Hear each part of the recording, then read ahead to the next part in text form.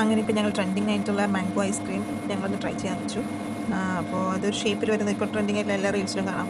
ഇപ്പോൾ ഫ്യൂച്ചറിലും കിട്ടി തുടങ്ങി. തുറക്കാൻ പറ്റുന്നില്ല, ഓപ്പൺ ചെയ്യാൻ ശ്രമിച്ചു. അപ്പോൾ ഞാൻ ജസ്റ്റ് കൈമാറി. ആൾ സിമ്പിളായി തുറന്നു, ടേസ്റ്റ് ചെയ്തു. അപ്പോൾ ആൾ ഇഷ്ടപ്പെട്ടിട്ടുണ്ട്. അതുപോലെ തന്നെ ഇപ്പോൾ സേറയും ഹേസലും ട്രൈ ചെയ്യാൻ നോക്കുകയാണ്. അവർക്കും നല്ല ഇഷ്ടമായി.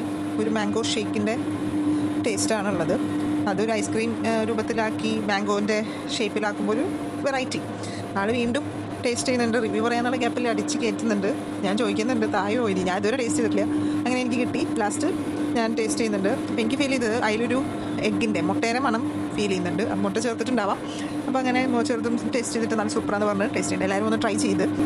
അടുത്തതായിട്ട് പെപ്സി 0 ഷുഗർ റാസ്ബെറിയുടെ ഫ്ലേവറാണ് ട്രൈ ചെയ്തത്. അതായത് അതൊരു ലിമിറ്റഡ് എഡിഷനാണെന്ന് തോന്നുന്നു. അത് ഞാൻ ഇതുവരെ കണ്ടിട്ടില്ല. അപ്പോൾ ഒരു വെറൈറ്റി പോലെ തോന്നി. അങ്ങനെ ഞാൻ ട്രൈ ചെയ്തതാണ്. എനിക്ക് അത്രയ്ക്ക് ഇഷ്ടമായില്ല. പെപ്സി യൂഷ്വൽ പെപ്സിയാണ്, നോർമൽ പെപ്സിയാണ് നല്ലത്. ഇതിൻ്റെ റാസ്ബെറി ടേസ്റ്റ്